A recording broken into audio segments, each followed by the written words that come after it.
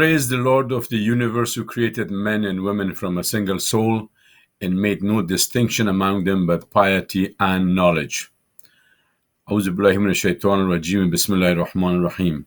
Dear sisters and brothers in Islam, my dear fellow Afghans, Iranians, and all English speakers around the world, Assalamu alaikum wa rahmatullahi wa barakatuh. Today is Monday, March the 29th, 2021, and I'm Farid Younos, broadcasting from Toronto, Canada, Omid 24.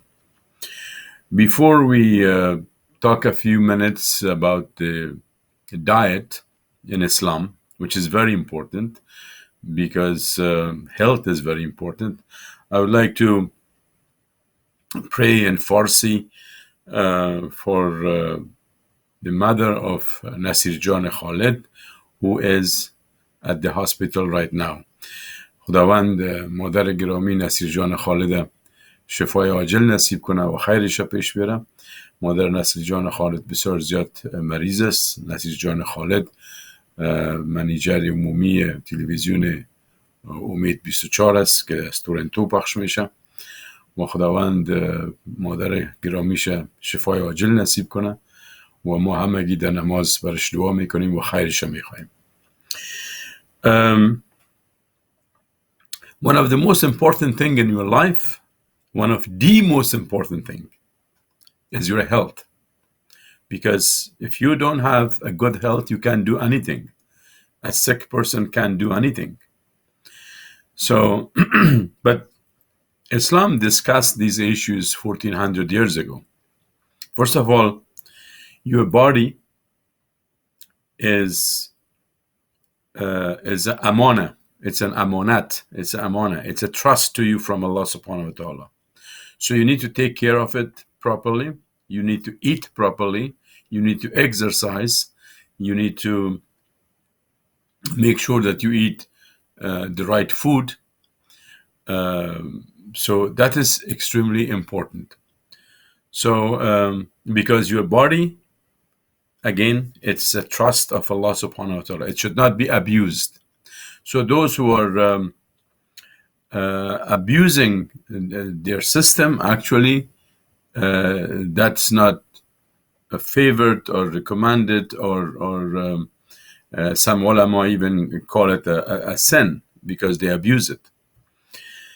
So Islam tells us that we are made of body and the soul. So we are not only body, we are just soul and body, ruh and jism. In Socrates, the Greek philosopher, told us that human beings are made of, they are hylomorphic, same thing, hylomorphic, made of body and soul. So in order to, in order to align the system, because our brain, our mind, our soul plays a major role in our health. Imagine if you're not happy, you're depressed, you're under stress, and at the same time you're not taking the right food. Both of them is working together. You could have very good food, healthy food, but at the same time, you're not happy. There's something going on, and your mind is bothered. So that's why it's extremely important that you take care of your body and soul at the same time, to align. Just like, you remember, you have a car and then you go to the to the garage to align the tires, So it's the same thing. You need to align your soul and body at the same time in order to be happy and live with felicity and joy. That is extremely important, because most of us try to do exercise, go to gym, eat good food, but again, their mind is polluted, they're stressed, and a lot of other things that you know of. So, first, the issue of food. In Islam, the reason you eating is an act of worshiping. Eating is an act of worshiping. It's not just simply eating because you do need some food. Eating is an act of worshiping. And why is it like that? Because it is like that because Imam Ghazali, who is one of the most prominent and distinguished scholar of Islam 1,000 years ago, he said that the reason you need to eat to be able to worship. So eating able you to worship. If you are hungry and you don't have the energy, a better word. So eating provides you the energy, so you should be able to worship. Beautiful, beautiful. Because that's why in Ramadan, that in like 2 weeks from now, 12th or 13th of April will be my fasting month. Why we need to break our fast first, and break our fast first, and then let me turn off these things.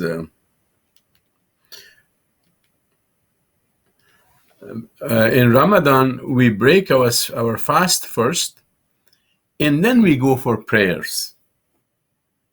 We are not praying first. We break our fast and then go to prayers. The reason is that in that month, we are first a guest of Allah subhanahu wa ta'ala. Second, we need to have the proper energy to worship, to pray. So that's why eating and proper food is very important. Now, there is a hadith of Prophet Muhammad sallallahu alaihi wasallam that your stomach is the depot of all sicknesses. Your stomach is a depot of all sicknesses. So that means that you need to eat moderately. Don't overeat. Many of us overeat, and that's not recommended in Islam. That's one thing. The second thing that's very important is the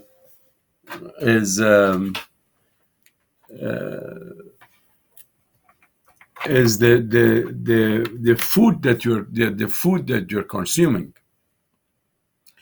So in Islamic Sharia, the first important thing is the food need to be halal.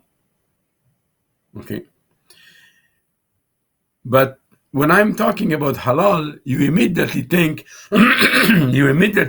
that I'm talking about meat, that meat should be halal. That's true. But some other food other than meat could be haram. And so you need to make sure that one reason that other food than meat could be haram, because the source of income may be haram. The money that you purchase the food may be coming from an unlawful source, like gambling. So if you're gambling and you're buying food, then actually you are eating haram food. Because this, in an Islamic Sharia, the source of your income, that provide you sustenance and everything is extremely important. So you need to learn you need to learn how to eat moderately. And I recommend that you should train yourself to eat less than you need. So the first thing is that you need to find out about your nature. In Islamic Sharia, it's extremely important relating to diet that you learn about your nature.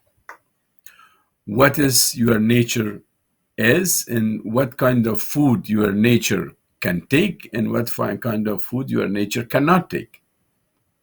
For example, very simple, milk. It's a good source of energy and calcium and this and that. But for some people, it bothered them. Or some fruits, like melon. It's a halal food. It's a delicious food. It's a delicious fruit. But some people, when some people eat melon, they get body ache or pain and this and that, because these food do not match their nature. So the first thing about Islamic diet is you need to know your nature. Tabiyat. You need to know your nature. Why these things are important? Because we are spending a lot of money in gym. We are spending a lot of money in different kind of food. But still, we are neither losing weight nor we are happy. And but Alhamdulillah, we are Muslims, and Islam gives us the proper way of handling our diet system. So the first thing is that you need to know your nature. The second thing is, as I said, you eat moderately, once or twice a day, moderately. But when you eat, you need to chew it well. The chewing is very important in Islamic diet. You need to chew it well. Before I go further about this topic, of course, eating and having food has a lot to do with your own sanitation too. So it's not that your food is halal, as I said. Your food is clean. The vegetables are washed properly. The fruits are washed properly. But when you sit at the table, you need to wash your hands. This is the sunnah of Prophet Muhammad sallallahu alaihi wasallam. You need to wash your mouth. You need to wash your hand. And then you say, Bismillah ar-Rahman ar-Rahim, in the name of Allah, most gracious, most merciful. And then you start eating. So we are not just jumping to eat without any Bismillah, or without washing our hands, washing our mouth. And that's not right according to Islamic culture. You need to learn. Some of you, if you don't have access to water or something, you could keep some wipe in your office bag or whatever, and clean your hand. Okay. So, and then rinse your mouth before you eat. It's extremely important that you follow these sanitations at the time of eating. Now, Imam Ghazali, who has written many books like Ihya Ulumuddin, Kimyai Sa'adat, Alchemy, Chemistry of Welfare, Well-being, and many other books, 1,000 years ago, he recommended that we should start eating with some salads and fruits. Very little salads and fruit. And now I know, traveling around the world, that the French people are starting with some salad. And actually that came from Islamic culture to France, because part of Europe, once upon a time, Muslims were there, and many traditions in way of life of Muslims went to Europe, like in Spain and France and in these countries.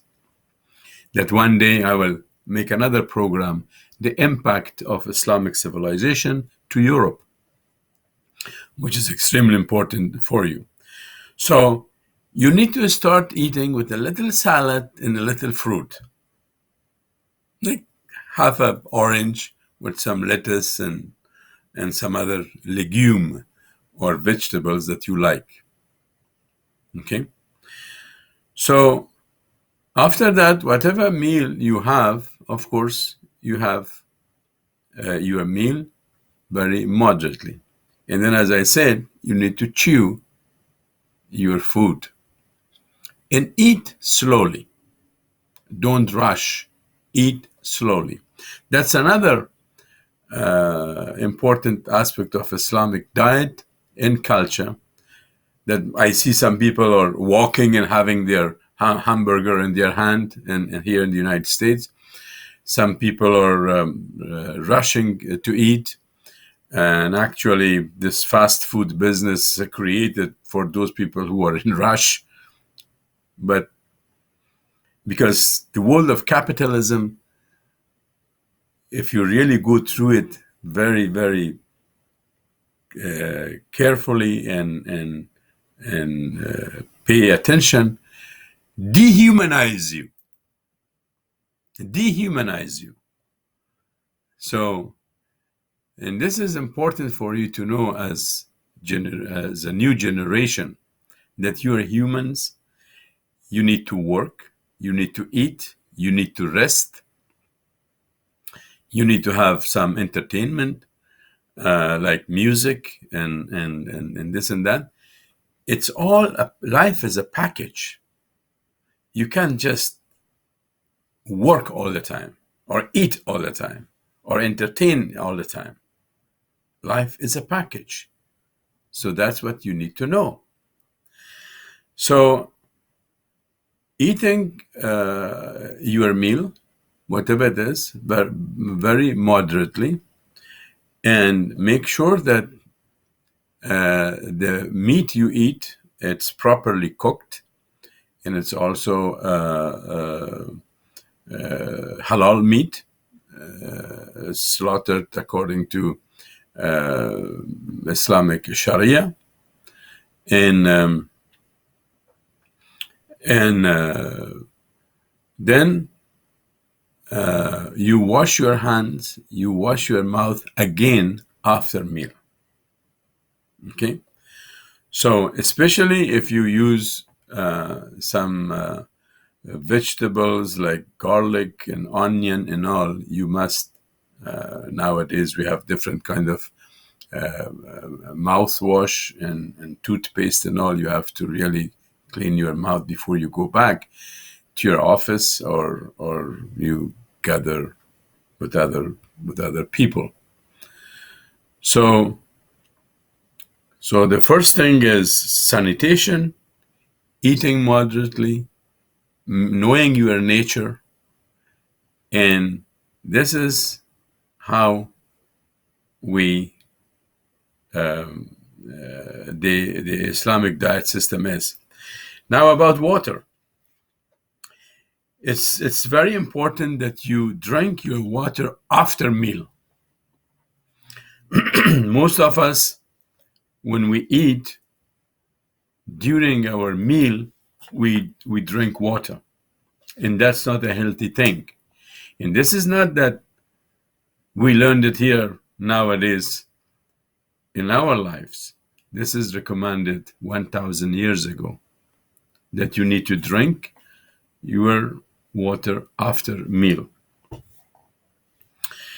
Another thing is that nowadays there are a lot of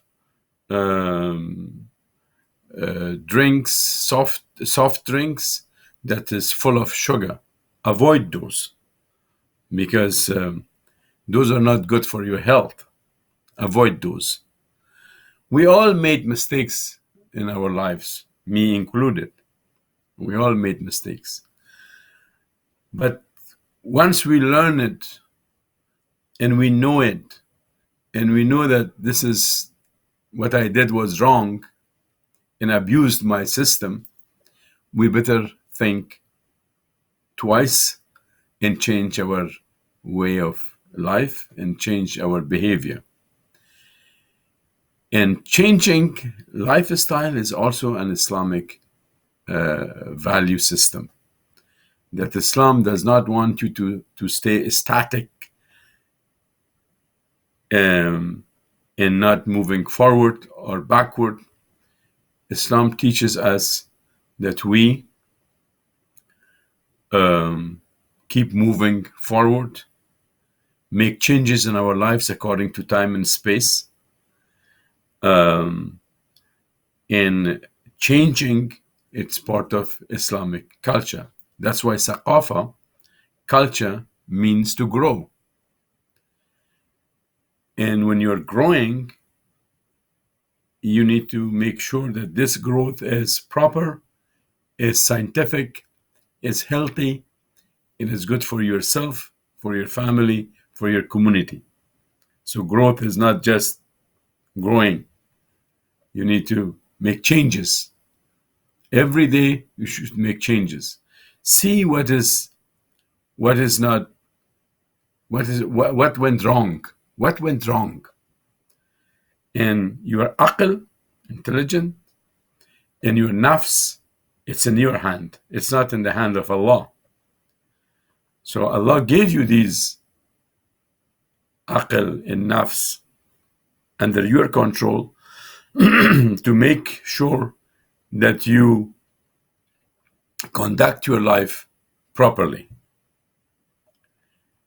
And eating properly and drinking properly. And there are some other sunnah of Prophet Muhammad sallallahu alaihi wasallam, like when you drink, you better sit and drink. And it's better for you. There are some of these sunnahs are studied according to scientific principles, but some of them it is not discovered yet, but they are scientists and scholars are working on these things. That what is the importance of this to do like that, okay? And they're working on it from Japan to America to Canada to Australia to everywhere. They work on this. So that's another issue that I remember to tell you, that don't rush when you're eating, and make sure that you eat proper natural food. And now about natural food. In Europe they call it natural. In this country they call it, in the United States they call it organic. It's the same thing. It means that these vegetables or meat or anything, they are not scientifically reproduced, or they are not added sugar or antibiotics or hormones and all that. So these are harmful to the body. So you need to eat less and spend a little bit more money and buy natural or organic food. Why? Because one reason that people gain weight, and although they go under a lot of stress and this and that, is because they are eating wrong food. Why wrong? Because it's not natural. So why naturality is important for us is because we are human beings, we are natural entities. We are natural entities. So when we are natural entities, our intake should be natural to correspond with our system. It's just like an engine, a car engine, designed for regular gas. So unleaded gas. So if you put some, if you put some diesel or any kind of burning fuel, it may not work. It may not work, or damage the system, damage the engine. It's the same thing. Your body inside is like an engine, and this should be treated naturally because you're a natural entity. And when you're a natural entity, you need to eat natural food. I know that natural food or organic food is a little bit more expensive, but if you manage to consume less, then put that money into the organic or natural food, you will be okay. So avoid buying all those soft drinks that is full of sugar, color, and additive and preservatives. Avoid those unnatural vegetables. Avoid those meat that contains hormones and antibiotics, because these are not good for you and it's harmful to your body. This body is a amana, a trust of Allah subhanahu wa ta'ala. You should not abuse it. You should not abuse it. At the same time, you need to do some exercise. Exercise also recommended by Prophet Muhammad sallallahu alaihi wasallam. In those days, there were different kind of exercises or sports like horse riding. But now, time changed. We have a lot of other kind of exercises. But the best exercise I recommend, and I do it every day, is walking. Every day you need to walk at least for half an hour. If you do other things, that's good. But walking is the best exercise. It worked for me very well. There's a sunnah of Prophet Muhammad sallallahu alaihi wasallam: what you want for yourself, you want for others. So all you need is a good pair of walking shoes. That's all what you need. So it's good for your blood pressure, it's good for your cholesterol, it's good for your losing weight and everything. So try to walk at least half an hour, maximum 1 hour a day. I walk 1 hour a day. And if you manage to walk in a specific time, that's good. Every day at the same time, that's better for you. But you need to exercise, eat well, and drink a lot of water during the day, like at least 5-6 glasses of water during the day, a good glass of water during the day. And the water shouldn't be too cold, and that's not also good for your system. Just in normal water. I hope you enjoyed this program of diet system in Islamic Sharia, because when the Quran says that this book is complete, there's nothing miss out. So everything is in there. We have to work on it and find out with the Sunnah and tradition in the saying of the Prophet Muhammad. سبحان ربك رب العزة عما يصفون وسلام على المرسلين والحمد لله رب العالمين. Thank you very much.